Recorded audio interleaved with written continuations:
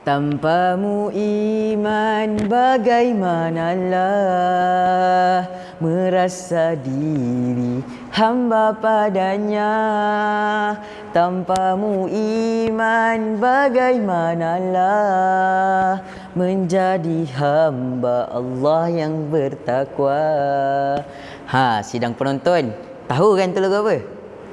Betul. Iman Mutiara oleh kumpulan Raihan. Bismillahirrahmanirrahim. Alhamdulillahirrabbilalamin. Wassalatu wassalamu ala asyrafil anbiya'i wal mursalin wa ala alihi wa sahbihi ajma'in. Yang saya hormati para panel hakim yang adil lagi bijaksana serta yang dikasihi para penonton sekalian. Tuan-tuan dan puan-puan yang dikasihi Allah Subhanahu wa taala sekalian.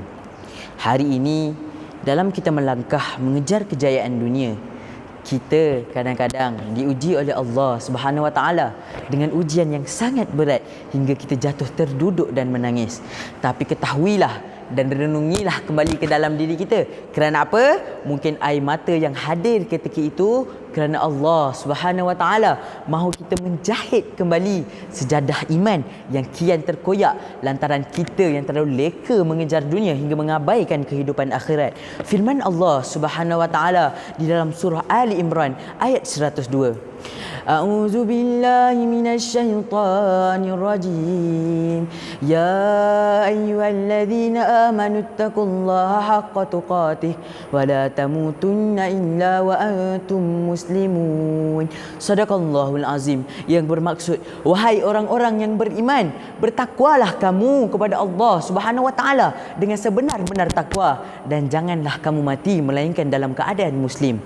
Insya-Allah pada hari ini akan saya kongsikan 2 tips kepada para penonton bagaimana untuk meningkatkan keimanan di dalam diri kita supaya kita lebih dekat kepada Allah Subhanahu wa taala, insya-Allah.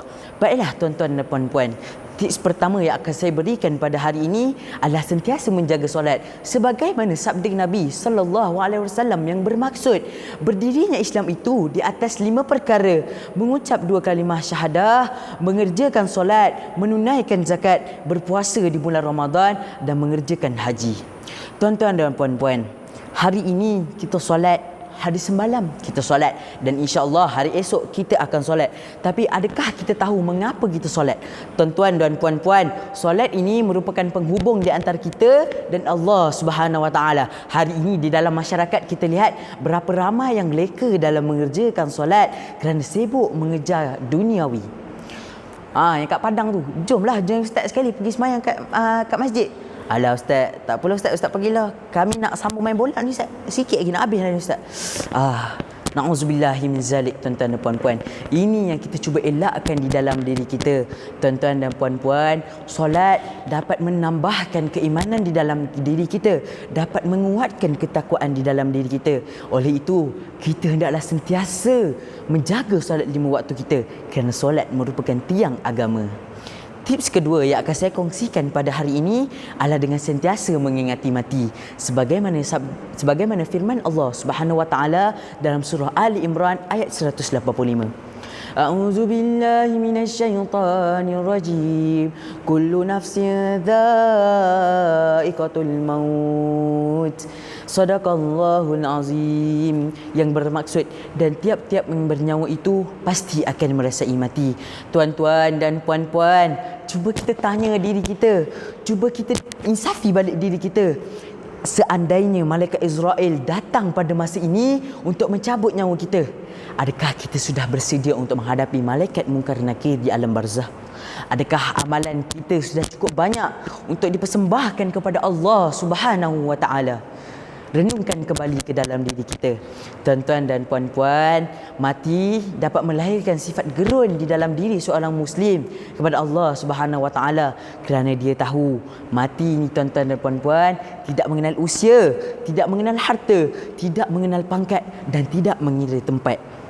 Tuan-tuan dan puan-puan, mengingati mati membuatkan kita lebih takut kepada Allah Subhanahu wa taala. Dengan itu kita akan memperbanyakkan amal soleh itu, kita. Dengan itu sentiasalah mengingati mati agar iman kita bertambah dan semakin kuat. Sebagai kesimpulan tuan-tuan dan puan-puan, marilah kita bersama-sama mendekatkan diri kepada Allah Subhanahu Wa Taala, menambahkan keimanan di dalam diri kita, dan bersama-sama kita menadah tangan membaca doa. Bismillahirrahmanirrahim. Ya Allah, ya Tuhanku, Kau hidupkanlah kami dengan kalimah La ilaha illallah. Kau matikanlah kami dengan kalimah La ilaha illallah, dan masukkan kami ke syurga-Mu dengan kalimah La ilaha illallah.